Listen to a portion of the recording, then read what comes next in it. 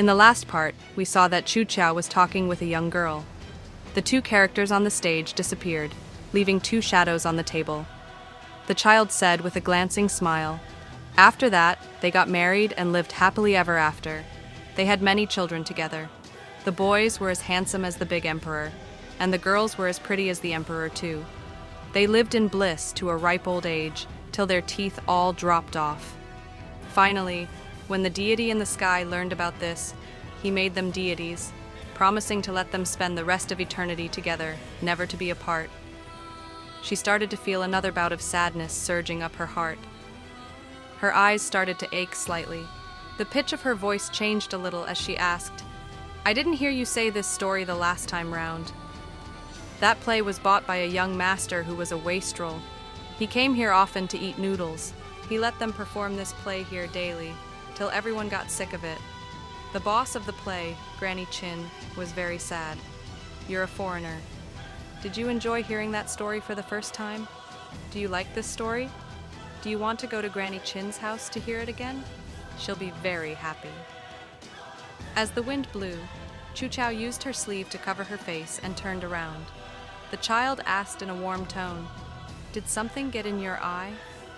As Chu Chao remained silent, the child thought that she had really got something in her eye. The child said hurriedly, "Wait here. I'll get some vegetable oil for you." As the child finished her words, she jumped off the table to retrieve the item. When she came back, the seat was empty. A full bag of silver was left on the table. The streets were cold.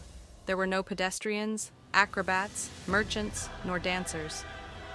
The surface of the lake was tranquil. No boats could be seen. She was the only person on the street, like a wandering spirit floating around in solitude. As she passed by a candy shop, she stopped in her tracks for a while before heading in to buy some snacks. Those were what Xiao Te had bought for her last time. There were candied fruit, dates, osmanthus cakes, and chestnuts, all packaged in one bag. As she walked, she ate slowly. She chewed the snacks in a robotic motion.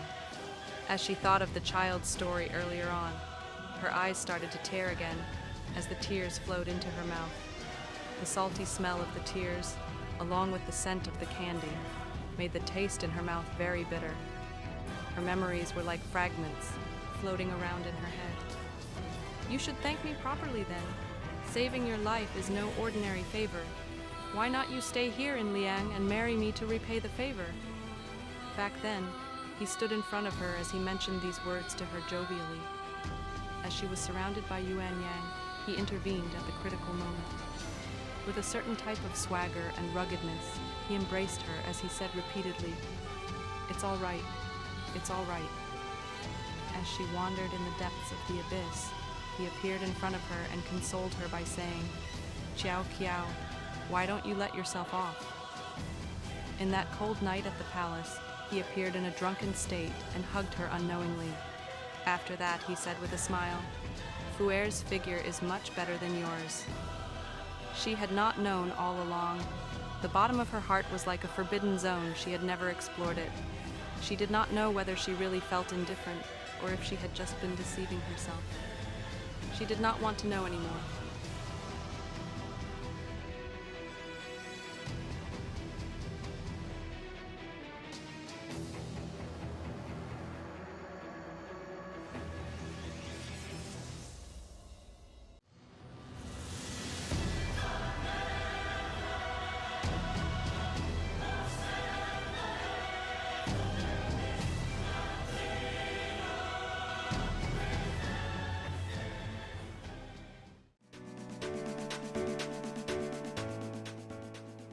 Thank you so much for watching.